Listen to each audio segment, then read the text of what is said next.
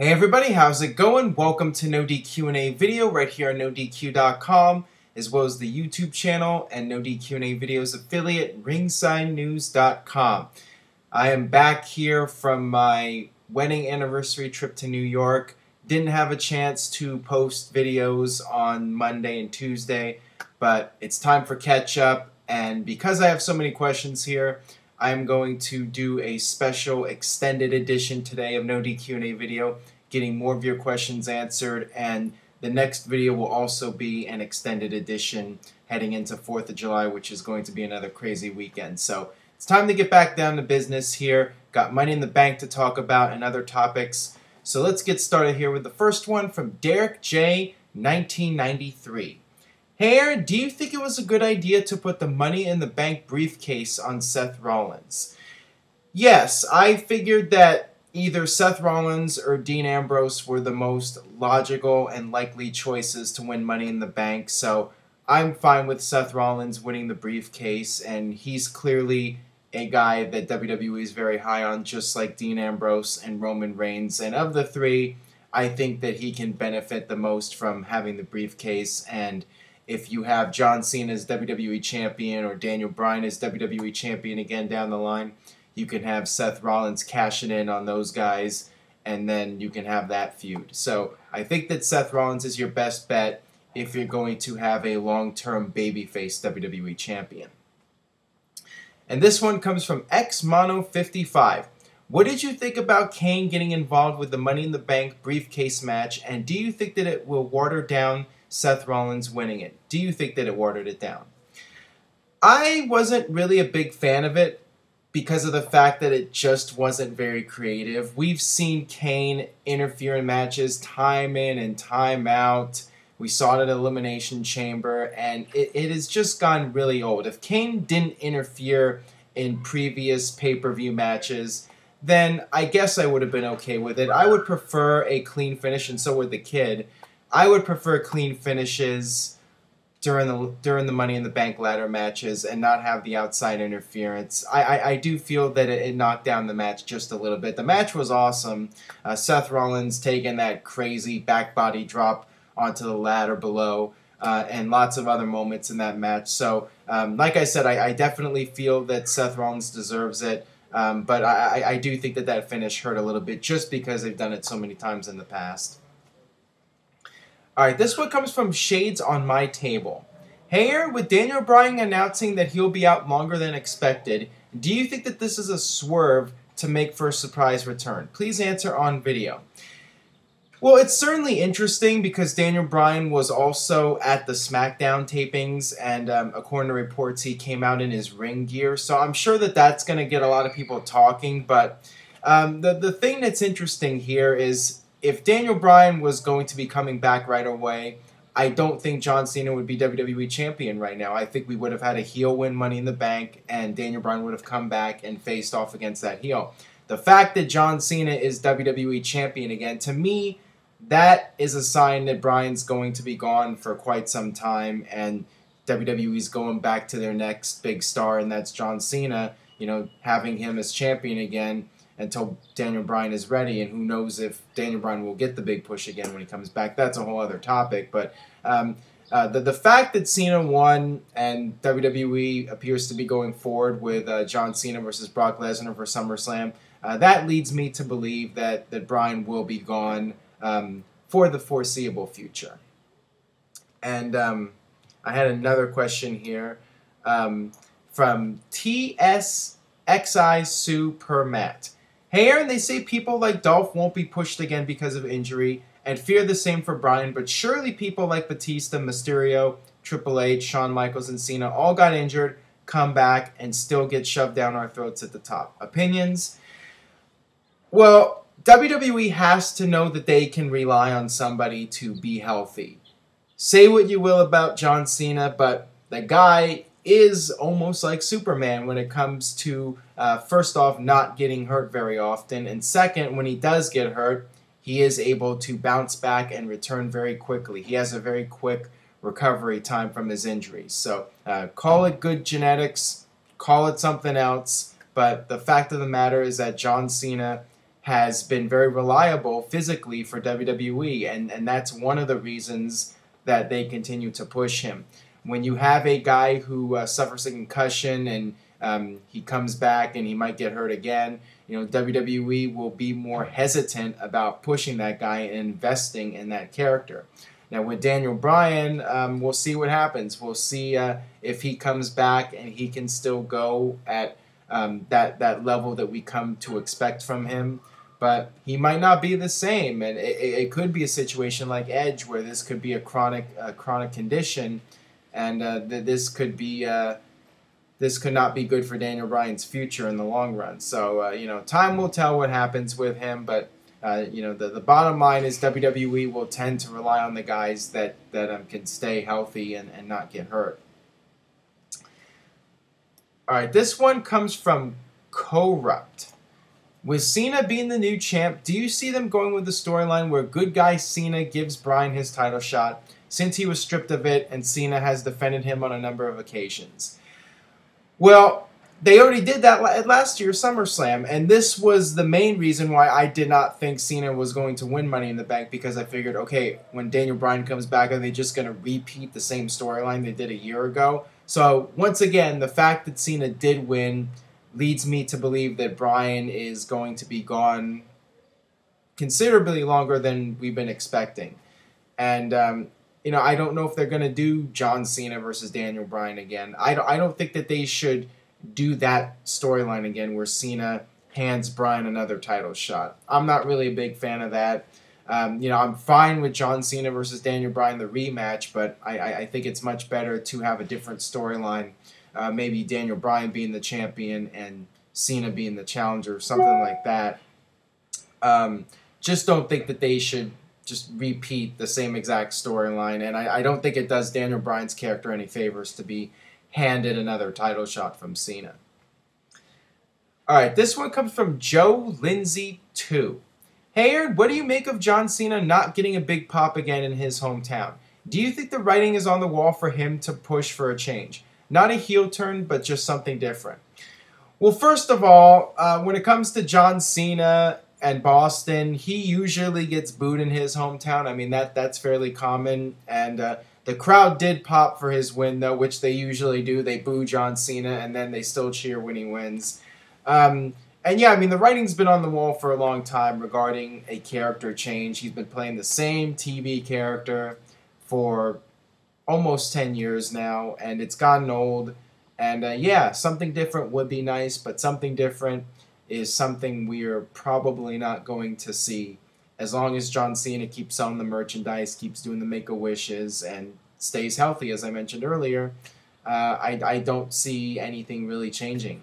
I mean, that's the reality of the situation here. Next question here from the Azza. Hey, Aaron, longtime viewer. I heard Chris Jericho says that there's no point in turning John Cena heel because the fans who hate him would start cheering for him, and that would make no point in his heel turn. Do you agree? Yeah, that's another reason right there why WWE isn't going to even attempt to change John Cena and especially turn him heel, because you turn him heel and then he's the babyface to the people that have been booing him. So, I mean, WWE looks at the numbers. When people are coming to the house shows and people are buying the merchandise, that's what matters, and they do not want to screw with that. They're running a business here, and they feel if it's not broken, don't fix it. So until that day comes that John Cena is not a huge attraction for WWE with the whole hustle, loyalty, and respect, I don't see them changing it. They're going to keep milking that thing into the ground as much as possible. So, WWE is looking at it from a business standpoint. All right, this one comes from Imperial90. Cheers, Aaron. Now that John Cena is a 15-time WWE champion, do you think WWE will break Ric Flair's all-time record of 16? Please answer in video. I really feel that it's inevitable. I think that as long as John Cena stays healthy and keeps getting the push, he's only got time to work with. And I think that eventually it will probably happen. And I'm sure there will be a lot of unhappy people out there. if and when John Cena breaks the record. But I could definitely see it happening just so WWE can say that their guy has the all-time record. Yes, Ric Flair has been a part of the WWE family, but he is not, a WWE creation. He's not a guy that, had his greatest success in WWE. So I think that just for that reason, so WWE can say, hey, our guy has the record for having the most title reigns. So, I think the odds of it happening are very strong. All right, this one comes from Creature13. Are you surprised that the Usos retained against the Wyatt family? I wouldn't really say I was surprised. I feel that match could have gone either way. You could have had the Wyatt family win and then have a feud going and maybe have the Usos win it back at some point. But at the same time, the Usos have been red hot, and that was an awesome match. Those guys, had a tremendous match on pay-per-view. Announcing wasn't so good, but the in-ring work, I can't even criticize it. Those guys went out there and put on a great match. So, hats off to them. And, I feel the Usos have a lot of momentum as champions, and because of that, I don't think it's necessary for a title change right now. Sure, it would help the Wyatt family and give them a little bit of momentum, but the Usos have just been doing so well right now, and you don't really need to change the titles more often than you have to. So if it comes down to if both teams are hot, I think you're just best keeping the titles on the champions and not doing a title change when it's not necessary. All right, this one comes from Batman6934. Hey Aaron, I was thinking with all these injuries that occur after almost every Money in the Bank ladder match, do you think the WWE will discontinue the match?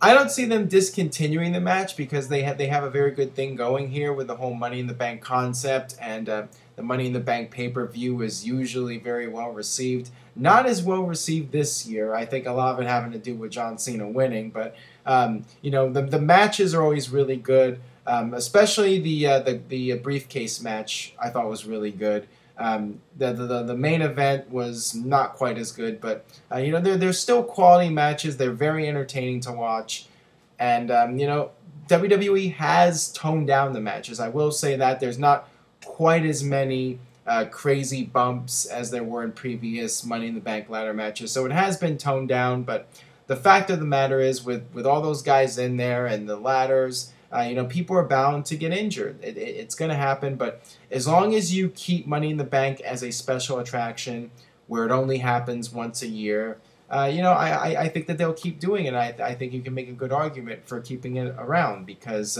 you're only doing it once in a while, and it's a draw. It's something that people can look forward to, and it can sell pay-per-views on anymore.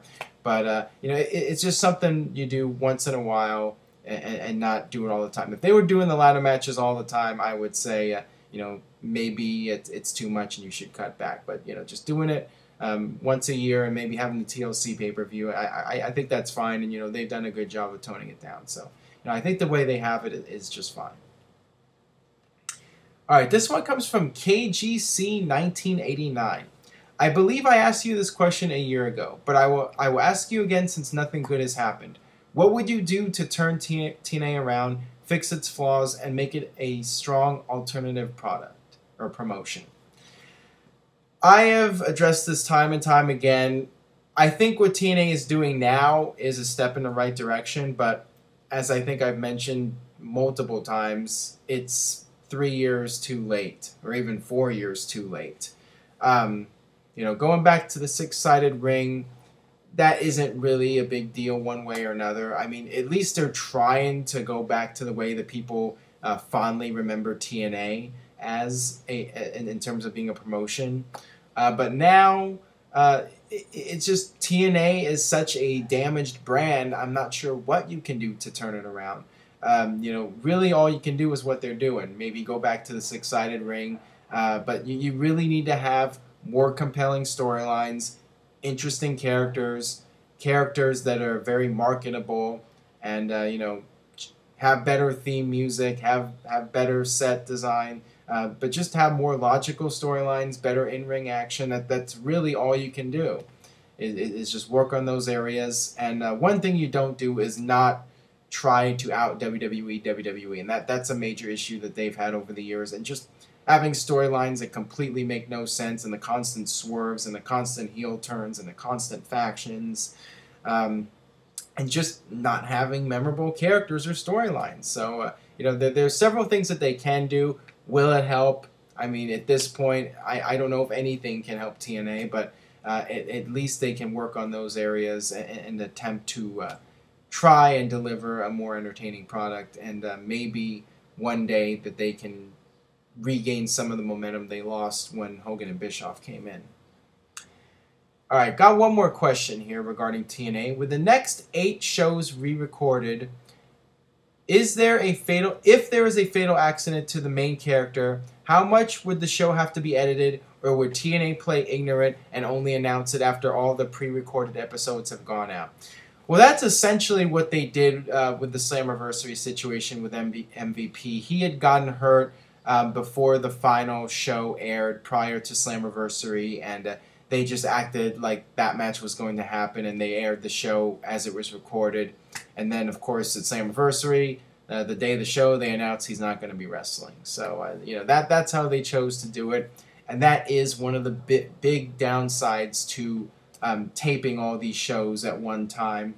Somebody gets hurt, any number of things can happen, and then your whole storyline arc is completely thrown off. So, that's definitely a big negative, and that's just the unfortunate situation that TNA is in right now with their finances. They can't afford to tape shows on a weekly basis or even a bi-weekly basis at this point. All right, that'll wrap things up for this edition of NoDQ&A video. Thanks for watching. If you enjoyed today's video, please share it on Facebook and Twitter. Spread the word about NoDQ&A video. I will be back tomorrow for another extended edition of NoDQ&A video, a 4th of July weekend edition, so stay tuned for that. I'll see you guys next time.